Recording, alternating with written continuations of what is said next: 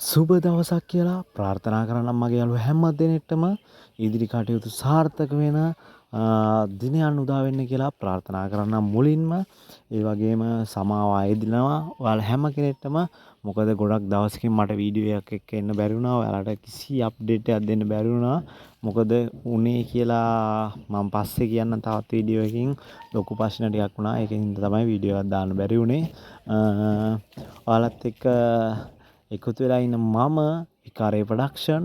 එතකොට ඔයාලට ආරාධනා කරනම් මගේ channel එක හොඳයි කියලා හිතනවනම් වීඩියෝ එකට like එකක් දාන්න, comment එකක් දාන්න අනිවාර්යයෙන්ම මගේ channel එක හොඳයි නම් subscribe button එක ඔබාගෙන යන්න කියලා ආරාධනා කරන්නම්. මුලින්ම එකතු වෙන්නම් නිෂ්පාදනාංශයේ ඉන්න පිරිසත් එක්ක මොකද මේ යාළුවට තමා ලොකු ගැටලු ප්‍රමාණයක් දැන් තියෙන්නේ. එතකොට මං මුලින්නුත් කිව්වා නිකන් බොරු වැඩ කරන්න එපා. නිෂ්පාදනාංශයට ලොකු ගැටලුවක් වෙලා තියෙනවා. දැන් නවත්තලා කියලා කිව්වනේ රැකියා කාණ්ඩ తాවකාලිකව අත්හිටුවල තියෙන්නේ කියලා. එහෙන් ඉල්ලීමක් කරලා තියෙනවා తాවකාලිකව නවත්තන්න කියලා. එතකොට එතනදී දැන් తాවකාලික වෙලා නැහැ. දැන් මාසයක් කටත් වැඩිය ඒ ප්‍රකාශය කරාට පස්සේ මාසයකට කල්ලිකුත් වෙලා තියෙනවා. එතකොට ඔයාලා අනිවාර්යයෙන්ම ඔයාලා එකදී ඇක්ෂන් එකක් ගන්න ඕනේ. ඇක්ෂන් එක කියන්නේ ඔයාලා ගහ මරා ගන්නවත්, පිකටින් කරන්නවත්, ඔයාලගේ තියෙන පෙස්සන් ගහන්නවත් ඒ වගේ ක්‍රියාවන්ට යොමු වෙන්නේ නැතුව සාධාරණ ඉල්ලීමක් කරන්න පුළුවන්. ඔයාලා කට්ටියත් එක්ක එකතු වෙලා ගිහිල්ලා නිෂ්පාදනාංශයේ ඉන්න පිරිස එකතු වෙලා ගිහිල්ලා ඔයාලට පුළුවන් අදාළ විදේශ කටයුතු අමාත්‍යතුමා හම්බෙලා මේකට සාධාරණ පිළිතුරක් ඔයාලට බලාපොරොත්තු වෙන්න. මොකද ඔයාලට මෙහෙම ඉල්ලීමක් කරන්න පුළුවන්. දැන් මෙච්චර කාලයක් වෙනවා මේක වෙබ් එක ජනවාරි මාසයේ ඕපන් වෙච්ච වෙබ් එකක් නේ. ඒතකොට මේක දැන් අවුරුද්දකටත් වැඩි කාලයක් අවුරුද්දක් වගේ කාලයක් යනවා. එතකොට ඔයාලට කියන්න පුළුවන් මේක මොකද්ද process එක හරියට ඉදිරියේදී මේක process වෙනවද නැද්ද කියලා හරියටම ඔයාලට මේකේ අහගන්න පුළුවන් විදේශ කටයුතු අමාත්‍යතුමා හම්බෙලා. මොකද SLBF එකෙන් නම් ඒ කියන්නේ යා සම්මුඛ පරීක්ෂණය කියනවනේ මේක తాවකාලික නවත්තලා කියලා. එතනින් එහා ප්‍රකාශයක් යා ඉදිරිපත් කරන්න නැති වෙද්දී ඔයාලට අනිවාර්යෙන් අමාත්‍යතුමා හෝ ඒ නියෝජ්‍ය අමාත්‍යතුමා හම්බෙලා මේකට සාධාරණ විසඳුමකට එන්ටර් වෙන්න පුළුවන්. ඔයාලා අනිවාර්යෙන් ගිහිල්ලා කතා කරන්න ඕන. මේක කතා නොකර කිසිම විසඳුමකට එන්න බෑ. මොකද ඔයාලා මේ පෙස්සන් ගහන්නවක්වත් මරා ගන්න, ගහ මරා ගන්න, පිකටින් කරන්න නෙමෙයි යන්නේ. පිරිසක් එකතු වෙලා ගිහිල්ලා එතනනොත් ඔයාලා ඔක්කොම ගන්න හැ. එතකොට එතනදී ඔයාලට කතා කරන්න පුළුවන් පිරිසක් ගිහිල්ලා මෙතන මේ අනවශ්‍ය කතන්දර කතා කරන්න නැතුව අවශ්‍ය පිළිතුරු ටික බලාපොරොත්තු වෙමින් අදාළ කරුණු ටික විතරක් අමාත්‍යතුමත් එක්ක කතා කරලා මේක process ඉදිරියට වෙනවද නැත්නම් මේක නවතිනවද මේකේ කෝටාව නැවතිලාද නැත්නම් මේක ඉදිරියේදී පෞද්ගලික අංශය හරහා විතරද වෙන්නේ කියලා හරියට පිළිතුරක් බලාපොරොත්තු වෙන්න. මොකද ඔයාලගේ කාලය ඔයාලට පුළුවන් සමහර අය ඉන්න ඔතන රජය හරහා දාපු අය පෞද්ගලික අංශ හරහා යන්න පුළුවන් හැකියාව තියෙන අය. ඒ අයට යන්න පුළුවන් වේවි නැත්නම් වෙනත් අංශයකට ඒ පිරිසට යොමු වෙන්න හැකියාව තියෙවි. ඕකෙන් ඉවත් වෙලා හරි. එහෙම මොනවා හරි දෙයකට යොමු වෙන්න ඔයාලා ඇත්තරම සාධාරණ පිළිතුරක් බලාපොරොත්තු වෙන්න ඔයාලා ගිහිල්ලා නැත්තම් මේකේ මාස ගණන් බලන් ඉඳලා අවසානදී මේක දෙන්නේ නැහැ මේ රැකියාව කොටා ඉවරයි කියලා තාමාස ගණනක් ගිහිල්ලා බලාපොරොත්තු වෙනවට වඩා ඉක්මනට ගිහිල්ලා මේකේ සාර්ථක පිළිතුරක් බලාපොරොත්තු වුණොත් ඔයාලට වෙන අංශයකට හරින් යොමු වෙන්න පුළුවන්.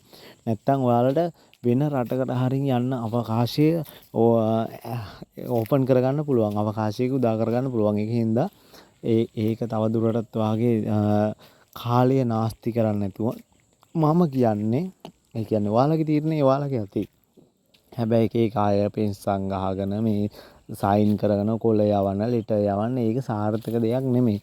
පොරු වැඩ කරන්න එපා මම නම් කියන්නේ. ඔයාලා කට්ටියත් එක්ක එකතු වෙලා යන්න අමාත්‍යතුමා හම්බෙන්න ගිහිල්ලා සාධාරණ පිළිතුරක් ඔයාලා පිකටින් කරන්න නෙමෙයි යන්නේ. ඔයාලා ගහ මරා ගන්න නෙමෙයි යන්නේ. ඔයාලා මෙච්චර මේ දවසක් මේක හිටියා. මොකද අපේ ගොඩක් අයගේ මුදල් වැය වෙලා තියෙනවා. ඒක නිසා ලොටරි වල පාස් වෙලා ඉන්න පිරිසට බොහෝ දුරට මොනවා හරි දෙයක් වෙයි.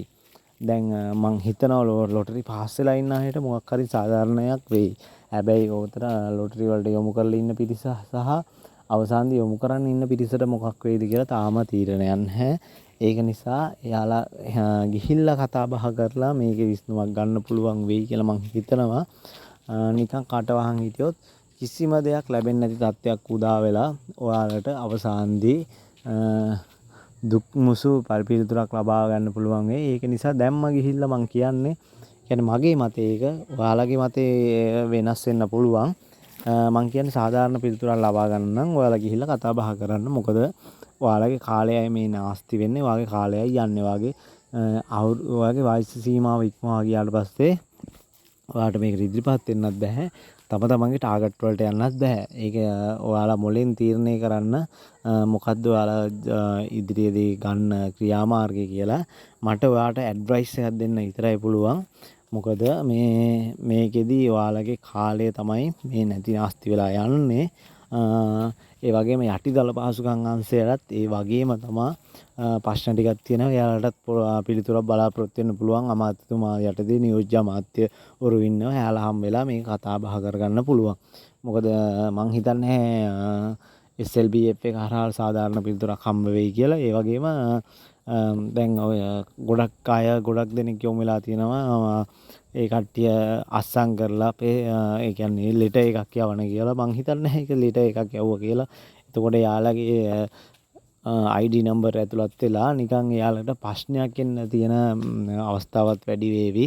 ඒක නිසා හොඳම දේ තමයි කට්ටියත් එක්ක ගිහිල්ලා කතා කරන්න. මොකද කතා භාෂණ නිදහස ඕන කෙනෙක්ට තියෙනවා. කතා කිරීමට ඔයාලගේ ප්‍රශ්නයක් ගැන විමසීමට ඕන අවස්ථාවක දොරගුළු විවර වෙලා තියෙනවා. ඔයාලට හොඳම දේ තමයි ගිහිල්ලා කතා කරන්න.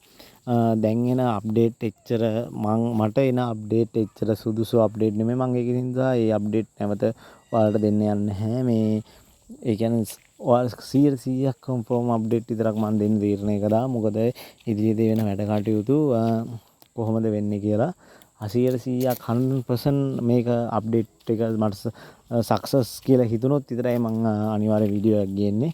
ඔයාලට මට ඇඩ්වයිස් විතරයි දෙන්න පුළුවන්. ඊට පස්සේ ගොඩක් දෙනෙක්ට ප්‍රශ්නයක් තිබ්බා මේ ඉදිරියේදී ඊශ්‍රායල් නිෂ්පාදන අංශයේ නැවතත් ඉංග්‍රීසි ඉන්ටර්විව් එකක් තියෙයිද කියලා. කිසිසේත්ම ඉංග්‍රීසි ඉන්ටර්විව් එකක් නැහැ. හැබැයි මේ කට්ටියගේ කුලප්පීම මත ඔයාලට පුළුවන් ඉන්ටර්විව් එකක් ඉල්ලගෙන කන්න. අන්න ඒවට හිතෙනවා ඉල්ලන් කනවා කියන එක. අන්න ඒකට දැන් ගොඩක් අය මේ ක්‍රමක්‍රමයෙන් යොමු වෙලා තිනවා. ඊට පස්සේ අවසානයේදී කට්ටිය හලන්නත් ඒ කට්ටිය උපක්‍රමයක් යොදා ගන්නේවි. මොකද අවසානයේ සම්මුඛ පරීක්ෂණයේදී යොමු වෙච්ච පිරිසක් ඉන්නවනේ. අර මදි වෙලා කොට්ටාසයක් ගත්තනේ. ඒ කියන්නේ මේ අවසානයේදී නැවතත් සම්මුඛ පරීක්ෂණ වලට යොමු කරලා පිරිසක් තෝරගත්ත 70ක පිරිසක්. එතකොට එන්න ඒ පිරිසට ඉල්ලන් කෑමක් තමයි මේ උදා කරගන්න හදන්නේ. මං හිතන්නේ කට්ටිය කට කතා යවලා නිකන් නිකරුණේ දේවල් මවලා ඔයාලගේ ඉංග්‍රීසි සර්ටිෆිකේට් එකක් ගත්තේ. ඔයාලට නැවත ඉංග්‍රීසි ඉන්ටර්විව් එකක් නැති නිසා ඔයාලට පුළුවන් ඔයාලා කට කතාවක් යවලා ඔයාලට ඕනනම් ඉල්ලන් කන්න පුළුවන් ඉන්ටර්විව් එකක් බලාපොරොත්තු වෙලා. හරිද? ඒක නිසා බොරු දේවල් කරලා කට කතා යවන්න එපා. එහෙම නැවත ඉංග්‍රීසි ඉන්ටර්විව් එකක් නැහැ. ඔයාලගේ මනස නිදහසේ ඉන්න වගේම ඔයාලට නැවතත් මම මතක් කරනවා කට්ටියත් එක්ක කතා වෙලා සුදුසු ප්‍රශ්න ටිකක් හදාගෙන ඒ කියන්නේ ඔයාලට අහන්න තියෙන හොඳම ප්‍රශ්න ටිකක් හදාගෙන යන්න මමත් ළඟට හම්බෙන්න.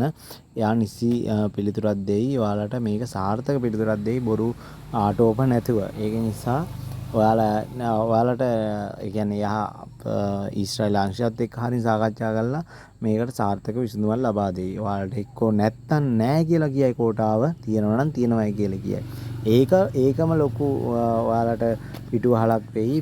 මේකේ ඔයාලා බලාපොරොත්තු තියන් ඉන්නවද බලාපොරොත්තු නැති කරගන්නවද කියන එක. ඒ හින්දා ඔළුවේ තියාගන්න බොරුවට මේ එක දේවල් ෂෙයා කරගෙන එක දේවල් ගෲප් වල කතා කරගෙන මේක විසඳුම් ගන්න බෑ. ඔයාලා කට්ටියත් එක්ක එකතු වෙලා එක තීරණයකට ආවොත් තමයි මේකට විසඳුමකට එන්න පුළුවන් වෙන්නේ. හැම කෙනෙක්ටම මතක් කරන්නම් අවසාන වශයෙන් ඔක්කොමත් එක්ක අනිවාර්යයෙන්ම මුලින් ඉඳලා හිටිය හැමෝමත් එක්ක මොනවා හරි ප්‍රශ්න තියෙනවා කමෙන්ට් කරන් යන්න. මම ඉදිරි වීඩියෝ වලදී ගේන්නම්. මොකද මට වීඩියෝ කරන කාලය දැන් බොහොම සීමිත වෙලා තියෙනවා. ඒක නිසා මට ඉදිරි කටයුතු වලදී මම දැනගන්න ලැබුණොත් හරි ආරංචියක් ඒක 100% කන්ෆර්ම් කරගෙන තමයි මම ඔයාලට වීඩියෝ එකකින් ගේන්නේ. එහෙනම් හැම කෙනෙක්ටම ප්‍රාර්ථනා කරනවා සුබ දිනයක් උදා වෙන්න කියලා. ඉස්සරහට ගියා හැම කෙනෙක්ටම ඉදිරියේදී සාර්ථක වෙන්න කියලා. මුලින් ඉඳලා ඔයාලත් එක්ක හිටියා වගේ ඉදිරියේදී මම ඔයාලත් එක්ක ඉන්නවා. එහෙනම් හැම කෙනෙක්ටම බුදු සරණයි.